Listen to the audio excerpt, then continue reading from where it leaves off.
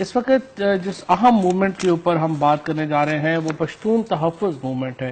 یہ معاملہ شروع ہوا جب ایک زیادہ تر تو یہ کچھ عرصہ پہلے شروع ہوئی تھی، لیکن نقیب محسود کو جب کراچی میں جو ہے وہ ہلاک کیا گیا تو اس کے بعد سے راؤ انوار کی گرفتاری کے بعد یہ معاملہ سامنے آیا، گرفتاری نہ ہونے کے بعد اور نقیب محسود کی جو اس معاملے میں جہاں بحق ہوئے اس کے بعد یہ موومنٹ شروع ہوئی۔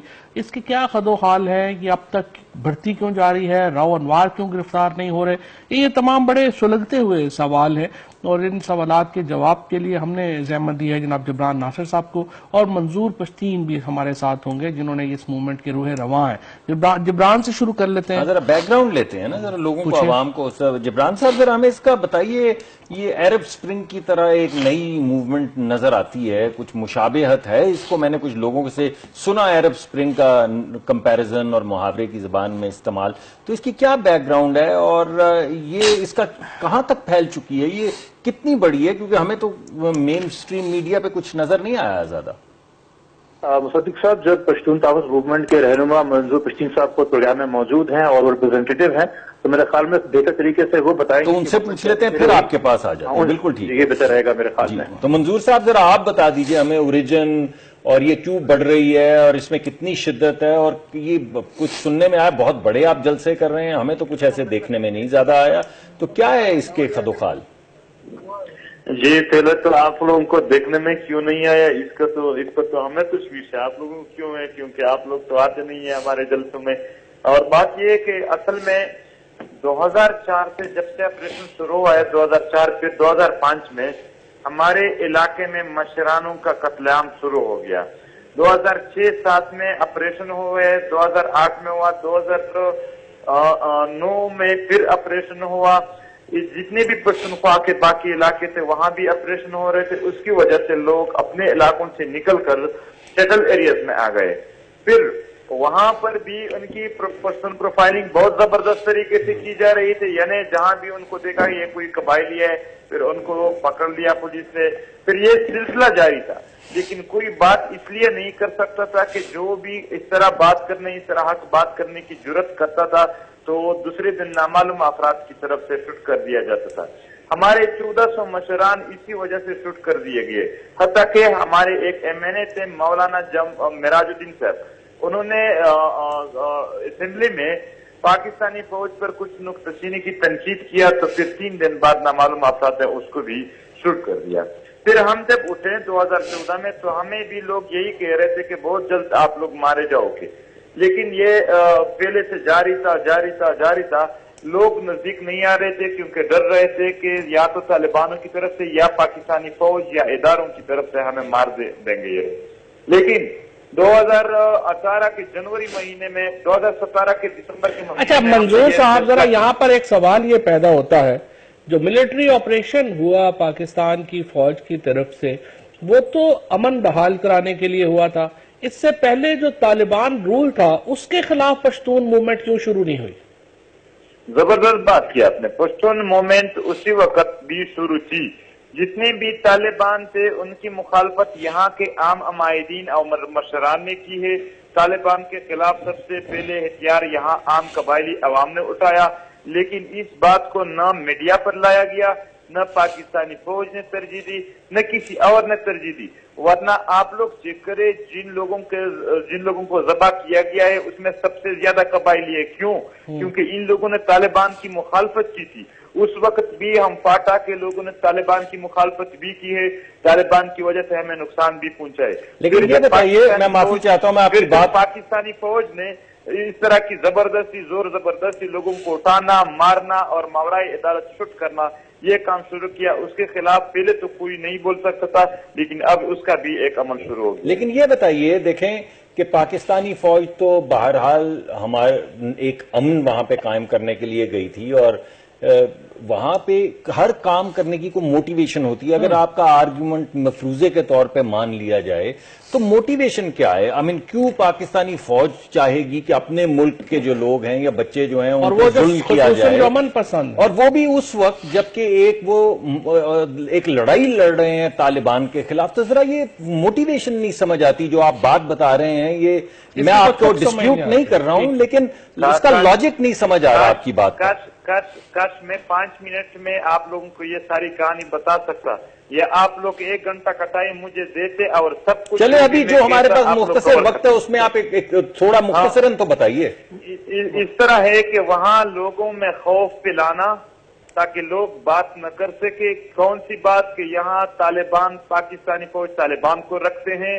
یہاں پہ جو وانا کیمپ ہے، اسکور کوٹ اسکول مکین ہے، علی خان کیمپ ہے، یہاں وہ طالبانوں کو رکھتے ہیں اور اس کے لیے ان کے پاس بھی نہیں. لیکن منظور صاحب پاکستانی فوج اپنے ایک طرف آپ نے جس طرح خود ہی بتایا کہ آپریشن کر رہے ہیں طالبان کے خلاف، وہ خود ہی جو ہے میں نے کبھی نہیں کہا کہ طالبان کے خلاف وہ آپریشن کر رہے. جبران صاحب کو بھی ذرا جبران صاحب یہ بات، جبران صاحب ہماری سمجھ میں یہ بات نہیں آ رہی. بالخصوص یہ جو آخر میں بات کی ہم نے، تو اتنے پیسے بھی خرچے ہیں، وہاں پہ جنگ بھی ہوئی ہے، شہادتیں بھی ہوئی، اتنے زیادہ یہ جو فوجی جوان شہید ہوئے ہیں، اگر وہ کسی سے لڑ نہیں رہے، اگر اپنے لوگ ہیں. ایک گلا شکوہ یہ ہو سکتا ہے، دیکھیں اتنا گلا شکوہ ہو سکتا ہے کہ سختی ہوئی ہے اور اس میں ناجائز لوگوں کے اوپر بھی ہے، یہ ہو سکتا ہے. لیکن یہ کہنا کہ نہیں انٹینشنلی وہ بے گناہ لوگوں کو، یا یہ کہ وہاں پہ کوئی جنگ نہیں ہے، اپنے لوگ ہیں، یہ کچھ سمجھ نہیں آئے. جبران صاحب سے پوچھتے پھر آپ کے پاس واپس آتے ہیں. سر مصدق صاحب، آپ کا تعلق میرے خیال میں پاکستان نیوز سے ہے. پاکستان نے جب ڈان لیگ سے آرٹیکل پڑھا تھا کہ شہباز شریف صاحب نے ملٹری والوں کو کیا کہا تھا، سمجھ میں ہماری بھی نہیں آیا تو سر کنفیوز ہم بھی ہو گئے تھے. تو شاید آپ اس بات کا بہتر جواب دے سکیں. جب بلوچستان کی بحالی اور امپاورمنٹ کے لیے سعادت انصرانی کو چیئرمین سینٹ بن جاتے ہیں مگر ثناء اللہ بلوچ کے لیے گہرا تنگ کر دیا جاتا ہے، تو بلوچستان کی سمجھ میں نہیں آتا کہ کیا ہو رہا ہے. جب پنجاب کی سڑکوں کے اوپر خادم رضوی کو آپ بتائیے. خادم رضوی کو جو ہے وہ غیر مہذب زبان استعمال کر کے غیر آئینی اور غیر قانونی ڈیمانڈز کے لیے ثالثی کردار ادا کیا جاتا ہے، یا ان کو 1000 روپے کا نوٹ دے کے گھر بھی روانہ کر دیا جاتا ہے. بڑا سوال اتنا کمپلیکس نہیں تھا جتنا آپ نے بنا دیا. آئینی اور قانونی ڈیمانڈ اتنی پیچیدہ بات نہیں تھی جتنی آپ نے بنا دی. سوال صرف یہ تھا کہ اگر فوج وہاں پہ جا رہی ہے، ایک مینڈیٹ کے ساتھ جا رہی ہے، آپریشن ہو رہا ہے، اور ہم تو مان رہے ہیں کئی دفعہ یہ ہو سکتا ہے کہ کوئی غلط ہو گیا ہو، کئی جگہوں پہ سختی زیادہ ہو گئی ہو، لیکن یہ کہنا کہ وہاں پہ تو کوئی ہو ہی نہیں رہا، کچھ بھی نہیں ہو رہا، اور فوج عورتوں کو اور بچوں کو، یہ چیز کوئی کامن سینس نہیں لگتا. دیکھیے سر فواد صاحب بالکل صحیح بات ہے کہ بلیک اینڈ وائٹ کچھ بھی نہیں ہوتا اور ایبسولوٹ ہم چیزوں کو نہیں دیکھ سکتے. مگر اس وقت جب ہم بات کر رہے ہیں منظور پشتین سے، ہم پشتون تحفظ موومنٹ کے نوجوانوں سے بات کر رہے ہیں، تو یاد رکھیے گا یہ پوری وہ ایک نسل ہے جو 2001 سے لے کے 2018 کے درمیان پیدا ہوئی. آج اگر کوئی 18 سال کا فاٹا کا نوجوان ہے تو اس نے پیدائش کے اندر ہی ڈرون اور بم باریاں دیکھ لی تھی. ان کا بچپنا، ان کی زندگی ایک مختلف حالات میں گزری ہے. اگر کوئی لہجہ تلخ ہے، اگر کوئی ایبسولوٹ بیانیہ دیا جا رہا ہے، یا اگر ایسی کوئی بات کر رہی ہے تو اس کو ذرا ریشنلائز بھی کریں. ہم جو کراچی لاہور بات یہ ہے کہ آپ پاکستان کی فوج کی قربانیوں کو بھی تو انڈرمائن نہیں کر سکتے نا. ہمارے بچے، میرے پاس جیلم میں ہمارا کوئی قبرستان نہیں ہے جہاں پر ہم نے اپنا کوئی بندہ وہاں پر دفن نہیں کیا. ایک انٹرویو سے اور 4 جلسوں سے ایسی چیزیں انڈرمائن نہیں ہو جاتی ہیں. سارے بیانیوں کو آگے آنے کا موقع ملنا چاہیے. بات اتنی سی ہے کہ اگر ہم خود طے کریں گے پاکستان کی عوام کے لیے کہ کون بات کرے گا، کب بات کرے گا، کیا بات کرے گا، کیسے بات کرے گا اور کہاں کھڑے ہو کے بات کرے گا، تو جمہوریت کا جنازہ نکلے گا. دیکھیں اظہار خیال کے خلاف تو کوئی اس وقت بات نہیں کر رہے نا. دیکھیں ایک منٹ مجھے دیکھیں نہیں کوئی بات نہیں. دیکھیں کچھ سوالات ہمارے ذہن میں آئے ہیں، آپ نے بھی ہم مجھ سے سخت سوالات پوچھے ہیں. جو سوالات ذہن میں آ رہے ہیں وہ صرف ہم اس وجہ سے پوچھ رہے ہیں کہ ذرا بیانیے میں کلیئرٹی پیدا ہو. ہمارے اس پروگرام کے ذریعے عوام بھی سن رہے ہیں، تو اس وجہ سے ہمیں اعتراض نہیں ہے. اظہار خیال کی آزادی ہر پاکستانی کو ہے، رہنی چاہیے. اور تو منظور صاحب ذرا فردر بات کو آگے بڑھائیں. اب یہ موومنٹ کے مقاصد جو ہیں کتنے بڑھ چکے ہیں، اور آپ کے 3-4 بڑے مقاصد ہیں جن کو آپ اچیو کرنا چاہتے ہیں؟ منظور صاحب ساتھ نہیں ہے. جبران آپ جواب. جبران صاحب آپ ذرا منظور صاحب سے بھی دیکھ لیں، اب وقت تو تھوڑا رہ گیا. ان کی جو بیسک ڈیمانڈز ہیں جو ہمارے سامنے آئی ہیں، جو انہوں نے بار بار رکھی ہیں، آپ اس چیز سے اگر بحث کو چھوڑ بھی دیجئے کہ وہ آپریشن کتنا کامیاب تھا، اس میں کیا کیا ابھی تک ہو چکا کیا نہیں ہو چکا، اگر بیسک ان کی ڈیمانڈز پہ آ جائیں کہ سب سے پہلے تو جو اگر بنیادی انسانی حقوق فاٹا کے نوجوانوں کو حاصل ہوتے، آئین تک کی وہاں رسائی ہوتی، تو یہ معاملات سے پہلے حل ہو جاتے. لینڈ مائنز کا مسئلہ ہے، جبری گمشدگی کا مسئلہ ہے، اور اس کے علاوہ جو چیک پوسٹ پہ ہراساں ہوتے ہیں اس کا مسئلہ ہے، وطن کارڈ کا مسئلہ ہے. ایسا نہیں ہے کہ انہوں نے کسی بھی ڈیمانڈ کو ہو بھی رہی ہیں. جبران یہ ساری باتیں تو ایشو نہیں ہے نا، یہ تو سمپل بات ہے، مرجر ہونا چاہیے فاٹا کا، اور مرجر کے اوپر جو ہے وہ ساری پارٹیز متفق ہیں. فواد صاحب آپ کو برادرانہ اس وقت ایک مشورہ دوں گا، آپ کی پارٹی کے لیے مشورہ دوں گا.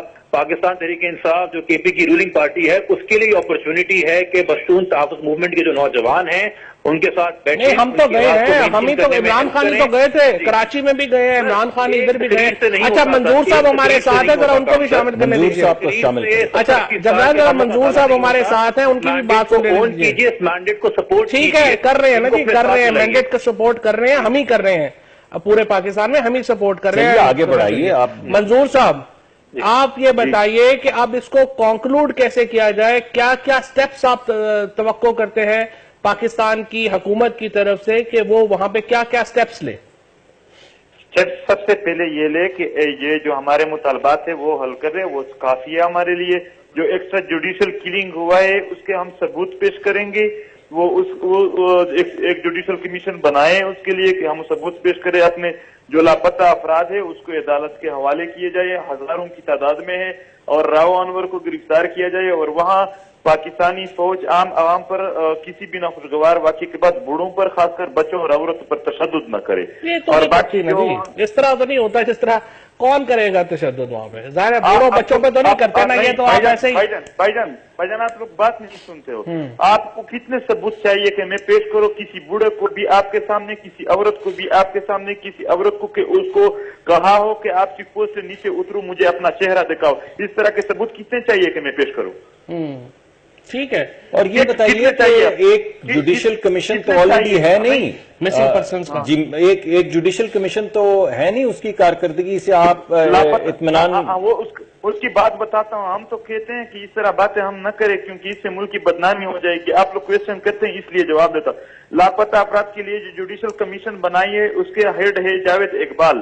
ابھی کل ایک بہن نے کال کیا تھا کہ اس کے جو خاوند ہے اس کو انہوں نے گرفتار کیا تھا، پھر لاپتہ افراد کی لسٹ میں تھا. میں جب وہاں گئی پہلی دفعہ تو کچھ نہیں ہوا، دوسری دفعہ اس کا ہراسمنٹ ہوا.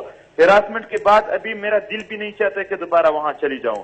تو کیا کرے وہ، جب وہاں آپ لوگ وہاں ایسے لوگ بیٹھے ہو جو وہاں عورتوں کی ہراسمنٹ کا بھی سوچتے ہو. ان کو کہا تھا کہ آپ اپنے خاوند کا کیا کرتے ہو، آپ تو بہت خوبصورت ہو، مجھے پسند ہو آپ. اس طرح کے الفاظ ادا ہوتا ہے وہاں خواتین کے لیے. یہ مسنگ پرسنز کمیشن میں یہ بات، یہ تو بڑی ہاں بالکل ہوئی. اس کے میرے ساتھ موبائل نمبر بھی ہے اور میں نے کہا بھی ہے کہ آپ ثابت کریں گے، تو اس نے کہا بالکل میں یہ ثابت کر سکتی ہوں. یہ تو بڑی سنگین بات ہے، یہ تو بڑی نہیں. لیکن یہ صرف جو ہے تو پھر اس کے بعد انہوں نے کوئی کمپلینٹ لانچ کی، کیا کیا؟ کہاں کمپلینٹ لاج کرتے؟ یہاں ہر جگہ پہ اس طرح کے پشتون پروفائلنگ ہوا ہے. لوگ مجبور ہے، غریب ہے، کمزور ہے، جو بھی اس کا استحصال کرنا چاہتا ہے وہ ایزیلی کر سکتا ہے. ٹھیک ہے. لیکن یہ سچویشن جو ہے وہ یقینی طور کے اوپر ڈاکٹر حکومت کی توجہ کے متقاضی ہے. اور آپ لوگوں کے لیے یہ اس لیے اس طرح مہمان ٹائپ الفاظ ہوں گے کہ ان عوامل پر، ان مسائل پر کسی نے توجہ نہیں دی ہے.